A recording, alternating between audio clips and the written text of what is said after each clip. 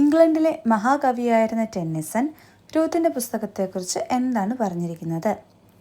ഉത്തരം: കവികൾക്ക് കൂടുതൽ മെച്ചപ്പെടുത്തുവാൻ വേണ്ടി ഇനിയൊന്നുമില്ലാത്ത കവിതയാണ് രൂത്തിൻ്റെ പുസ്തകം. How does the great poet Tennyson describe the book of Ruth?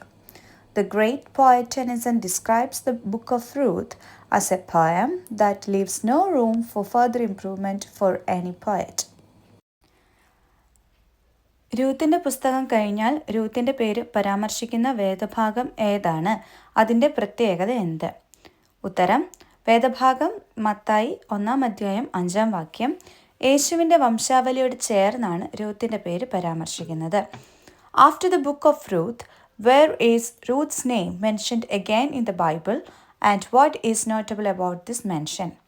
Ruth's name is mentioned only once more in the Gospel of Matthew, chapter 1, verse 5, where she appears in the genealogy of Jesus Christ. അടുത്ത ചോദ്യം: ചരിത്രപരമായി Ruth ദാവീദ് രാജാവിൻ്റെ dash ആണ്? ഉത്തരം: വലിയ വലിയമ്മ. Historically Ruth is dash of King David. Answer: great grandmother. അടുത്ത ചോദ്യം നോക്കാം. രൂത്തിൻ്റെ പുസ്തകം ചിത്രീകരിച്ചിരിക്കുന്നത് എങ്ങനെയാണ്? സുന്ദരമായ ഭാഷാരീതിയിൽ മൃദുലങ്ങളായ ചിന്തകളും ഉത്കൃഷ്ടമായ വികാരങ്ങളും ആഴമായ മതവിശ്വാസവും ആകർഷകമായ വിധത്തിൽ ഈ പുസ്തകത്തിൽ ചിത്രീകരിച്ചിരിക്കുന്നു. How is the book of Ruth portrayed? This book portrays subtle thoughts, noble emotions, and a deep religious faith in a very appealing manner.